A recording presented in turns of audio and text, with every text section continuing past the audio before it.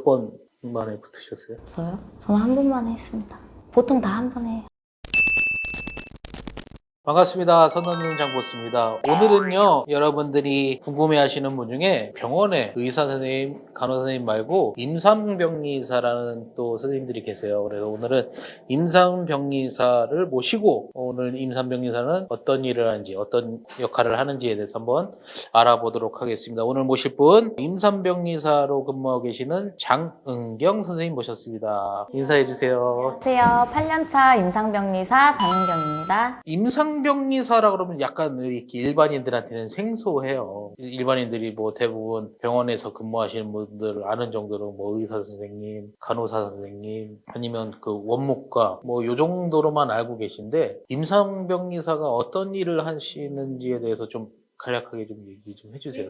임상병리사가 무슨 일을 하냐고 설명을 굳이 드리자면 임상병리사는 주로 병원이나 아니면 의료원, 그리고 알고 계시는 혈액원 있죠. 그리고 검사를 하는 전문기관. 체열실. 뭐 체열실이 아니더라도 일반 병원에서 나오는 검체들을 검사를 해주는 그런 또 검사 기관이 따로 있어요. 그런 것도 있고, 그 다음에 의료기기 회사, 그 다음에 연구소, 보건소 등 그 외 기타적으로 의료 서비스하고 밀접하게 관련된 곳에서 많이 일을 하고 있습니다. 그러면 병원 가면 뭐 엑스레이 엑스레이를 찍는 그분들은- 부서는 방사선사 선생님들께서 하시는 일이세요. 그 물리치료실 물리치료실은 물리치료 선생님들께서 하시고, 임상병리사 선생님들은 주로 진단검사의학과나 다른 진료과에서도 일을 하고 계시기는 하나, 임상병리사라고 여기 타이틀 명이 있어요, 병원에. 근데 보통은 잘 안 보이셔가지고 잘 모르세요. 그러면 병원에 근무하시는 분들이 되게 많네요. 그렇죠. 병원에 근무를 하고 있지만 환자분하고 컨택이 거의 전혀 없고 마주치지를 않아서 사실 임상병리사에 대해서 많이들 잘 모르세요. 저는 처음에 임상병리사를 엑스레이 찍고 이러신 분들인가?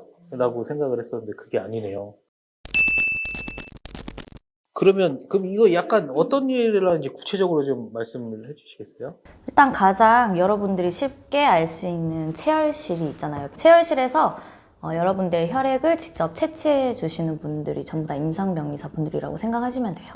그분들 주사로 빼주시는 분. 그쵸. 주사로도 뽑을 수도 있고, 또 체열을 할 수 있는 뭐 의료 장비를 이용해서 체열을 해주시는 분들이 임상병리사 분들이세요. 그리고 병원을 이제 큰 병원에 가서 병원을 쭉 둘러다 보시다 보면은 진단검사의학과라고 있어요. 진단검사학과. 진단검사의학과라는 곳에서 그 안에 있는 검사실 안에서 병리사 선생님들이 여러 명이서 거기서 근무를 하고 계시니까 잘 보이지가 않아요. 그러면 임상병리사가 되려면 어떤 것들을 공부하고 잘 해야? 일단 어떤 분야에 일하냐에 따라서 조금씩 차이가 있을 것 같은데요. 의료 장비를 다룬다고 생각을 했을 때 병원에서 모든 쓰이는 시약이나 뭐 소모품, 의료 장비들이 사실 다 고가이고 그 장비를 다룬다는 게 쉽지는 않아요. 민첩하기도 해야 되고 침착하기도 해야 되는 것 같아요. 공부를 엄청 해야 할 것 같아요, 이거. 그쵸. 제가 학교 다닐 때 과목이 좀 많긴 했던 것 같아요. 요즘에 코로나 뭐 이렇게 검사 하잖아요. 그분들이 임상병리사신 거예요? 그렇죠. 뭐 검체를 채취하시는 분들이 꼭 임상병리사가 하지는 않아요. 뭐 의사 선생님들께서 하시기도 하고 간호사 선생님이 하시기도 하지만 임상병리사 분들도 채취를 직접 하시기도 하고, 하지만 그 검체를 검사하는 사람은 임상병리사만 한다고 생각하시면 돼요.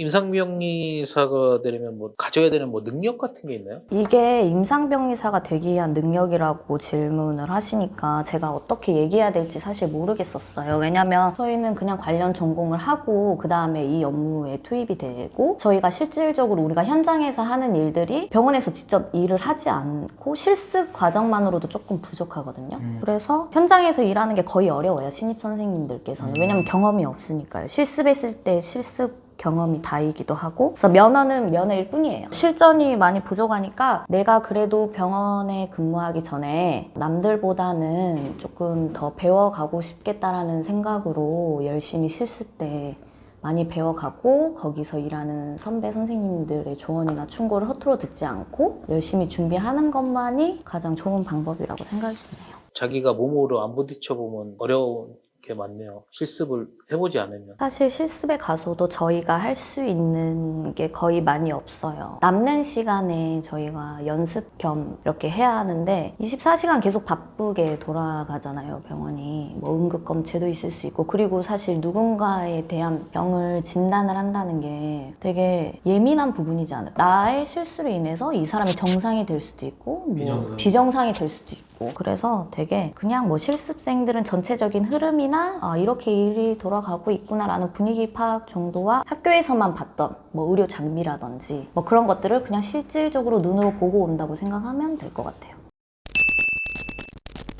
대부분이 다 대학병원에 가서 실습을 하는 건가요? 아니면 병원에서는 대학병원 가서 실습을 해요. 대학병원에가 워낙 진료 과목도 많고 학생들이 면허를 취득하기 전에 이런저런 분야의 여러 진료과를 또 경험해야 하고 직접 봐야 하기 때문에 대학병원으로 이제 뭐 실습을 가시는 분들도 있지만, 상황이 여의치 않아서 그렇지 못한 학생들은 그래도 준종합병원이라고 하죠. 600병상에서 아니면 뭐 500, 300 이렇게 어느 정도 이상 진료 과목이 갖춰져 있는 병원에서 실습을 하게 됩니다. 지금 임상병리사를 8년 차로 하고 계신데 네. 다 준비하는데 어떤 마음가짐으로 준비를 하시고 임상병리사가 되셨는지. 마음가짐이나 가치관보다는 일단 국시에 붙고 보자. 국시. 일단 국시를 패스해야 하니까요.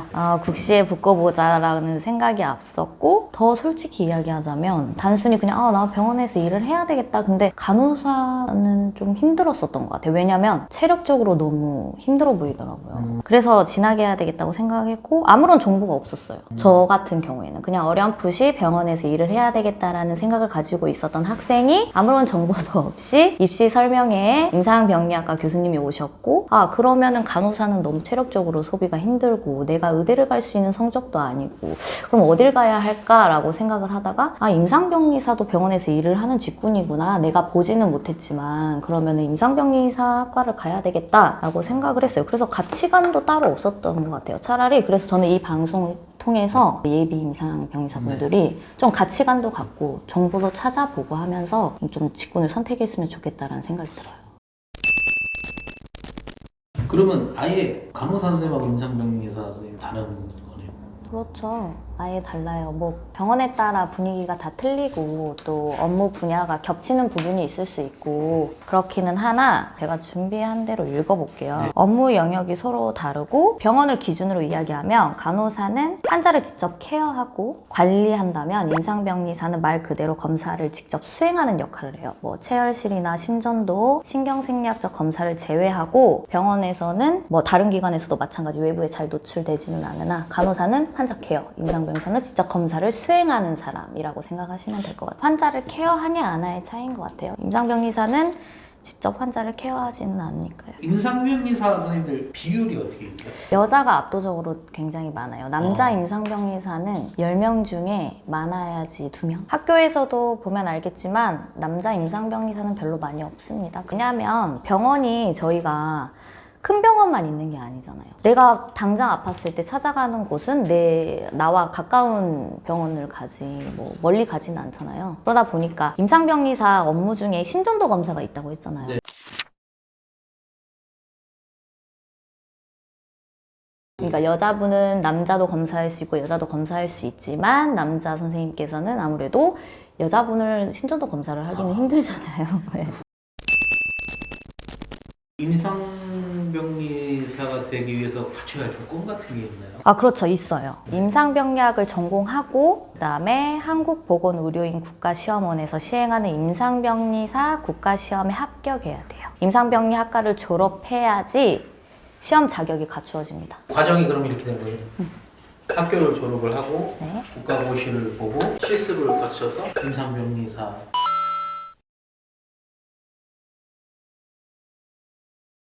그렇죠. 그러니까 예를 들어서 임상병리학과를 진학했다가 내가 뭐 학교 갔는데 나랑 안 맞고 나 그냥 그만둘래 하면은 못해요. 그럼 만약에 임상병리사가 되고 싶은데 대학교를 안 나오면 아예 시험 자체를 볼 수 없는 거네요. 그렇죠. 임상병리학과라는 과를 전공을 하고 졸업까지 해야 이 자격이 갖추어져요. 저희는 어쨌든 무조건 관련 학과를 전공하고 그 다음에 졸업도 필요하고 시험도 패스해야 됩니다. 면허가 나와야지 또 할 수 있어요. 그리고 1년에 한 번입니다, 시험이. 만약에 내가 졸업을 했어요. 졸업을 해서 응시를 했어. 네, 불합격. 그러면 내년 시험을 또 생각하셔야 돼요. 그러면 선생님은 몇 번 만에 붙으셨어요? 저요? 저는 한 번만 했습니다. 보통 다 한 번 해요. 예를 들어서 그 자격증이 따고 이제 취업을 우리가 하잖아요. 모든 젊은 친구들이 마찬가지겠지만 취업하기가 굉장히 어려워요. 임상병리사는 취업의 폭이 그래도 어느 정도 넓은지. 자, 선 넘는 장보스 구독과 좋아요, 많은 설정 부탁드리겠습니다. 구독, 좋아요.